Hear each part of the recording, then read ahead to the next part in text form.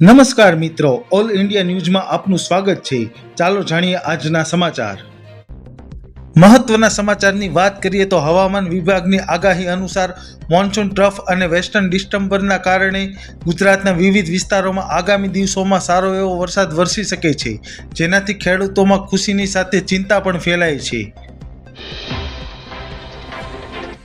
ફટાફટ આગળના સમાચારની વાત કરીએ તો દિલ્હીમાં સંસદનું સત્ર પૂરજોશમાં ચાલી રહ્યું છે. વિપક્ષી પાર્ટીઓ દ્વારા મોંઘવારી અને અન્ય મુદ્દાઓ પર વિરોધ પ્રદર્શન કરવામાં આવી રહ્યા છે, જ્યારે સરકારી પક્ષ તરફથી વિવિધ વિધેયકો પર ચર્ચાઓ હાથ ધરવામાં આવી રહી છે.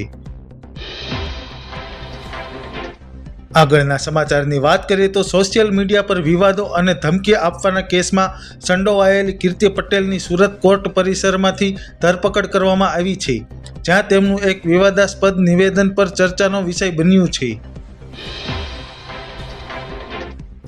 સુરત એલસીબી દ્વારા મધ્યપ્રદેશથી રાજસ્થાન સુધી ફેલાયેલા કરોડો રૂપિયાના સોર્સ ડોડાના ગેરકાયદેસર નેટવર્કનો પર્દાફાશ કરવામાં આવ્યો છે, જે અંતર્ગત મોટા પાયે તપાસ ચાલી રહી છે.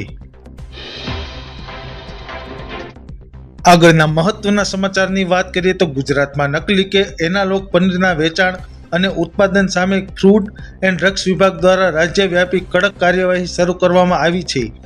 નાયબ મુખ્યમંત્રી હર્ષ સંઘવીએ સ્પષ્ટ કહ્યું છે કે ભેળસેળ કરનારાઓ સામે કાયદાકીય પગલાં લેવાશે. સરકારી કર્મચારીઓ માટે મોટા ગુડ ન્યૂઝ સામે આવ્યા છે. સરકાર દ્વારા મોંઘવારી ભથ્થામાં વધારો કરવામાં આવતા કર્મચારીઓના માસિક પગારમાં સારો એવો વધારો થશે. આગળના સમાચારના વાત કરીએ તો આરબીઆઈના નવા નિયમો અનુસાર હવે ઈએમઆઈ બાઉન્સ થવાના કિસ્સાઓમાં બેંક કે ફાઇનાન્સ કંપનીઓ દ્વારા ગ્રાહકોને રાત દિવસ હેરાન કરતા ફોન કે ધમકીઓ નહીં આપી શકાય, જેનાથી સામાન્ય લોકોને મોટી રાહત મળી છે.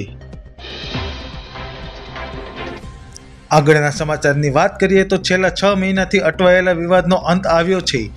હાઈકોર્ટે TET-1 પાસ 10,000 વિદ્યા સહાયકોની ભરતીને મંજૂરી આપી દીધી છે, જેમાં 700 જગ્યાઓ અનામત રાખીને આગામી સમયમાં નિમણૂક કરવામાં આવશે. આગળના સમાચારની વાત કરીએ તો અમદાવાદ અને રાષ્ટ્રીય બજારોમાં સોનાના ભાવમાં મોટો ઉછાળો જોવા મળ્યો છે.